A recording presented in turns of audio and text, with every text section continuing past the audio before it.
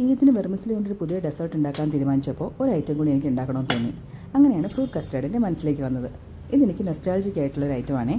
ചെയ്തെടുക്കാൻ എളുപ്പമായതുകൊണ്ട് കുഞ്ഞുനാളിൽ അമ്മയുടെ ഹെൽപ്പില്ലാതെ ചെയ്യുന്നൊരു ഡെസേർട്ട് ഐറ്റമായിരുന്നു ഇത്. കസ്റ്റാർഡ് പൗഡറും പാലും മിക്സ് ചെയ്തതിന് ശേഷം ചൂടായ പാലിലേക്ക് ആഡ് ചെയ്യുമ്പോൾ കൈ എടുക്കാതെ തുടരെ ഇളക്കിക്കൊണ്ടേയിരിക്കണം. കുറുകി വരുമ്പോൾ കട്ട പിടിക്കാതിരിക്കാനാണ് ഇങ്ങനെ ചെയ്യുന്നത്. ഇതാണ് ഇതിനകത്തുള്ള ഏറ്റവും ഇമ്പോർട്ടൻ്റ് ആയിട്ടുള്ള സ്റ്റെപ്പ്. ഇടയ്ക്ക് മധുരം ആഡ് ചെയ്തിട്ട് ഇന്നഫാണോ എന്നുകൂടി നോക്കുക. കുറുകി വന്ന ഉടനെ തന്നെ ഗ്യാസ് ഓഫ് ചെയ്തിട്ട് അത് മറ്റൊരു ബൗളിലേക്ക് മാറ്റണം. എന്നിട്ട് ചൂടാറാനായിട്ട് വെക്കുക. അതിനുശേഷം 1-2 മണിക്കൂർ ഫ്രിഡ്ജിനകത്ത് വെച്ച് നല്ല തണുപ്പിച്ച് പുറത്തെടുക്കണം. എന്നിട്ട് വേണം ഫ്രൂട്ട്സൊക്കെ ആഡ് ചെയ്യാനായിട്ട്. ഫ്രൂട്ട്സിനായിട്ട് ഞാനിവിടെ എടുത്തിരിക്കുന്നത് 2 മാംഗോസ്, 1 ആപ്പിൾ, 1 ഹാഫ് ബനാന, 1 പൊമഗ്രാനൈറ്റിൻ്റെ പകുതി, പിന്നെ ഗ്രേപ്സ് ഉണ്ടെങ്കിൽ അതും കൂടെ ആഡ് ചെയ്യാം. ഇനി ഇതെല്ലാം കട്ട് ചെയ്തതിന് ശേഷം തണുപ്പിച്ച് വെച്ചിരിക്കുന്ന കസ്റ്റേർഡിലേക്ക് ആഡ് ചെയ്ത് കൊടുത്തു. കസ്റ്റേർഡിലേക്ക് ആഡ് ചെയ്യുന്നതിന് തൊട്ട് മുന്നേ ഫ്രൂട്ട്സ് അരിഞ്ഞാൽ മതി കേട്ടോ. ഫൈനലി ഒരു ഗാർണിഷായിട്ട് പൊമഗ്രാനൈറ്റ് അതിൻ്റെ പുറത്തോടെ വിതറാം. അപ്പോൾ ഇതാണ് ഫൈനൽ ലുക്ക്. അങ്ങനെ ഇതിന് സെക്കൻഡ് ഡെസേർട്ടും നല്ല എളുപ്പത്തിൽ സെറ്റാക്കി എടുക്കാൻ പറ്റി.